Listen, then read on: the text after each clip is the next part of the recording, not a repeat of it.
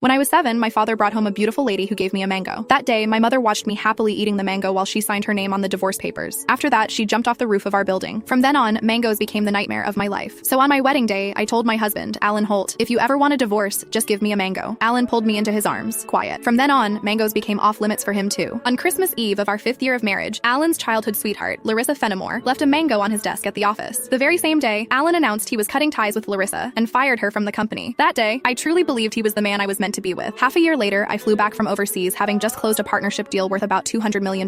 At the celebration dinner, Alan handed me a drink. After I had finished half the glass, his so-called childhood sweetheart, the woman who had been kicked out of the company, stood behind me with a big grin and asked, "Does the mango juice taste good?" I stared at Alan in disbelief, and he was trying hard not to laugh. "Don't be mad. Larissa insisted I played a little joke on you. I didn't actually give you a mango. I just gave you a bottle of mango juice." But I think she's right. The fact that you don't eat mangoes is a real problem. You were really enjoying that juice just now. My face went cold. I lifted my hand and threw the rest of the mango juice in his face, then turned around and walked away. Some things are never a joke. I wouldn't kid around with mangoes or divorce. Ms. Mendez, your stomach condition flared up again because of stress and emotional triggers. If there's something you really don't like to eat, you mustn't force it down again. The next time might not just be a stomach ache. We might have to remove part of your stomach. Stay in the hospital for observation for 1 day and contact your family as soon as you can. When I heard the doctor say that, I went completely quiet. For the sake of a new project, I had been overseas for 39 straight days, working day and night, and I finally made it back in one piece. I never expected that at the celebration dinner, 1 glass of mango juice from Alan Holt would land me right in a hospital bed. Out of habit, I tapped open my pinned chat, typed 2 words, and then realized something felt off. Looking closely, I confirmed that it was Alan Holt. He had just changed his profile picture. Now it was a green mango. While I was staring blankly at the chat window, Alan's call came through. He sounded cold. "I'm already home. Where are you?" I said nothing. Any other time, I would soften my voice and act like a spoiled little girl with him. But tonight, I honestly didn't know what to say. Alan sounded annoyed. "Myra, how long are you planning to keep this up? I'm at the hospital." Alan went quiet. He had never shown much interest in my health. He would never have guessed that 1 glass of mango juice from him would send me straight to the emergency room. "Stay put at the hospital. I'm coming over right now." I didn't want to deal with him, but my body was so weak that I didn't feel like moving at all. Time dragged by. The doctor came in to check on me 3 different times, and Alan still didn't show up. Right before I went to sleep, I glanced at my phone one last time and saw Larissa Fenimore's new post on her social feed. "Every time I get hurt, my knight in shining armor shows up. I'm so lucky." The picture under it was a shot of Alan putting a bandage on her. Larissa's profile picture was a yellow mango. It was pretty, but it made me sick. Alan and I had known each other for 10 years, and he had always known exactly where my bottom line was. After so many years in business, he also knew perfectly well how to keep a proper distance from other women. But now, he kept crossing that line again and again. In that case, our marriage and the newest project I had negotiated no longer needed to exist. I had closed a $200 million